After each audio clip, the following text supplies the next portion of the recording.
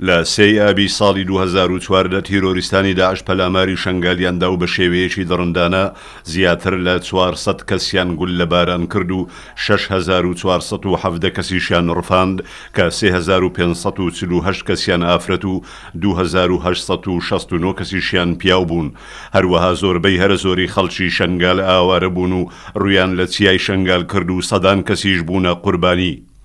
جینۆسایدی یەزیدیەکان لەلایەن داعشەوە هاوشێوەی ئەو جینۆسایدانەی دیکە بوو کە بە درێژایی مێژوو لەلایەن دژمنانەوە بەسەر گەلی کوردستان داهات وەکو ئەنفال و کیمیا بارانکردن و لە سێدارەدان و ڕووخانی گوند و شارۆچکەکان و خاورکردنیان. هەر بەهۆی ئەم هێرشەوە دڕندانە تیرۆریستانی داعش 360,000 کەس ئاوارە بوون تا ئێستاش 150,000 کەس گەڕاونەتەوە سەرزێدی خۆیان و هەروەها 3550 کەسیش لەلایەن نووسینگەی تایبەتی ڕزگارکردنی ڕفێنەرانی ئێزیدی کە لە کابینەی هەشتەم لەلایەن بەڕێزنێ سیروان بارزانی سەرۆکی ئەو کاتی حکوومەتی هەرێمی کوردستان دامەزرا بوو لە ژێرسنجی تیرۆریستانی داعش ڕزگار کران و 2763 کەسیش لە ژێر دەستی تیرۆریستانی داعش ماون. تا ئێستا 68 گۆڕی بە کۆمەڵ لە شەنگال و دەوروبەری هەڵنەدراونەتەوە و 90% خەڵکی شارەکەش لە کەمپەکانی هەرێمی کوردستان ژیان بەسەر دەبن. لە سەرەتای ئاوارەبوونیشیان تەنیا حکوومەتی هەرێمی کوردستان و دەستگای خێرخوازی بارزانی بەهانایانەوە چوون و بەرپرسانی ئیداری شارەکەش دەڵێن هەم لە ڕزگارکردنی ئەو دیلانەی لە دەستی داعشدان و هەمیش لە هاوکاریکردنی ئاوارەکان حکوومەتی عێراقی فیدڕال هیچ زۆرە هاوکاریەکی پێشکەش بە کوردانی ئێزدی نەکردووە.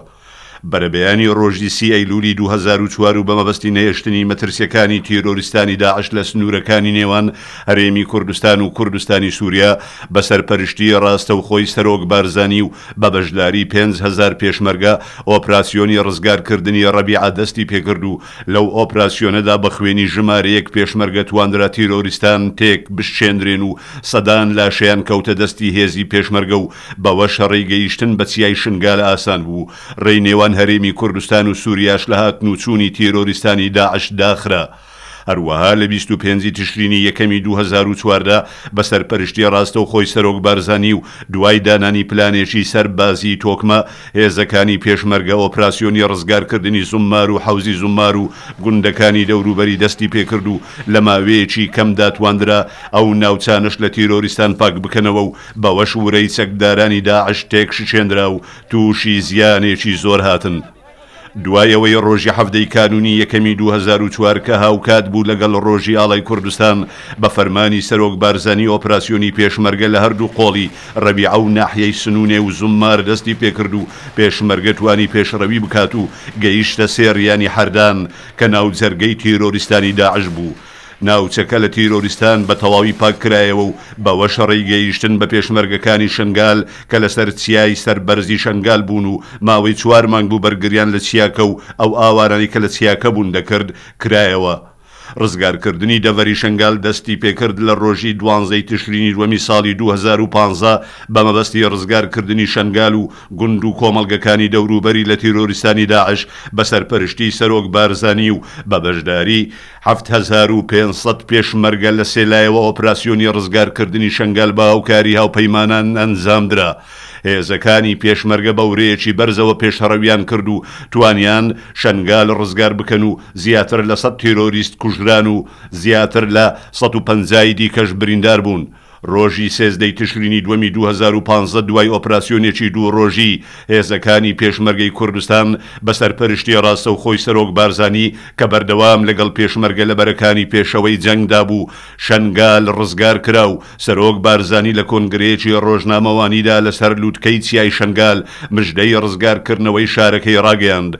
خلال 24 ساعتدا